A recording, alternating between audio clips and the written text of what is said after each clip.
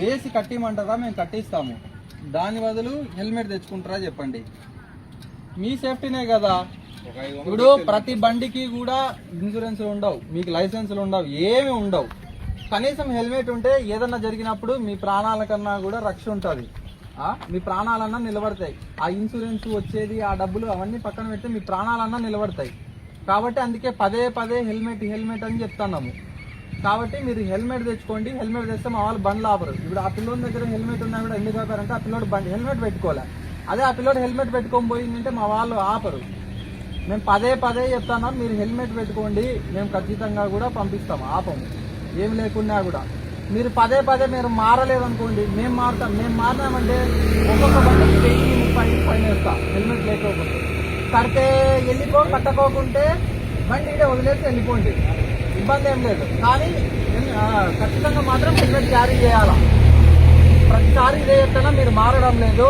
మీరు మారుకోకుండా ఉంటే నేను ఖచ్చితంగా ఫైన్ చేయడం మొదలు పెట్టాను. కాబట్టి అందరూ కూడా హెల్మెట్ తెచ్చుకోవాలి. హెల్మెట్ తెచ్చుకోండి, అంతే.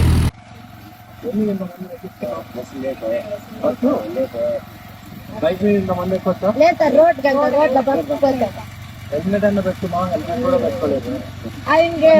ఫస్ట్ బండి ఆఫ్ చేసి బండి ఆఫ్ చేయడానికి కూడా రావట్లేదు. ఎంత ఆఫ్ చేస్తావు?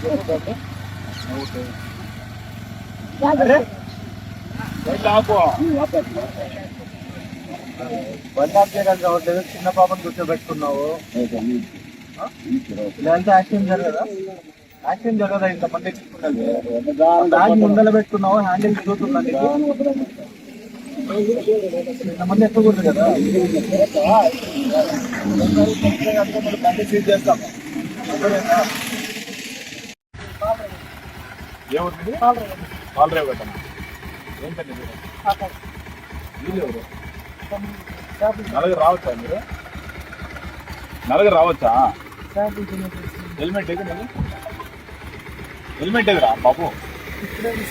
హెల్మెట్ లేదు. లైసెన్స్ ఉందా నీకు? చెప్పమ్మా, లైసెన్స్ ఉందా? లైసెన్స్ ఉందా? ఏం నవ్వుతున్నావు? లైసెన్స్ లేదు, హెల్మెట్ లేదు, ముందు నలుగురు వస్తున్నారు. చిన్నపిల్లలు సైలెంట్ పెట్టచ్చు. చిన్నపిల్లలు మీరు ఇట్లా రావచ్చునా బాబు? ప్రమాదం జరిగే అవకాశం ఉంటుంది. రేపు నుంచి ఖచ్చితంగా హెల్మెట్ పెట్టుకోవాలి, లైసెన్స్ కూడా ఉండాలి. ఇద్దరు రావచ్చు బైక్లో, అంతే. ఓకేనా? అర్థమైందా? పొరపాటు చేయకుండా ఒకసారి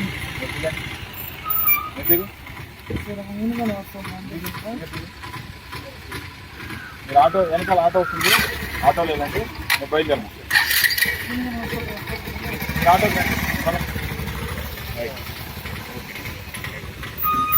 పట్టణంలో ట్రాఫిక్ సిఐ గారు కొత్త ప్రోగ్రాం తీసుకురావడం జరిగింది. హెల్మెట్ పట్టు బహుమతి కొట్టు అనే ప్రోగ్రాం చాలా బాగుంది. ఇన్స్టాగ్రామ్లో సార్ యొక్క వీడియోలు చాలా చూసాము. దాని ఇన్స్పిరేషన్తో మేము ప్రతిరోజు కూడా హెల్మెట్ పెట్టుకొని ప్రయాణం చేస్తున్నాము.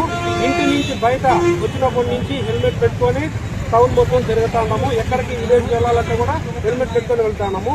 హెల్మెట్ పెట్టడం వల్ల మన ప్రాణాలకు రక్షణ ఉంటుంది. హెల్మెట్ పెట్టకపోతే జరిమానాలు కూడా విధిస్తారు. కాబట్టి జాగ్రత్తగా ప్రతి ఒక్కరూ కూడా హెల్మెట్ పెట్టుకొని ప్రయాణం చేయాలని, ఖచ్చితంగా అది ఫాలో అవ్వాలి. ఇదంతా మన బాధ్యత.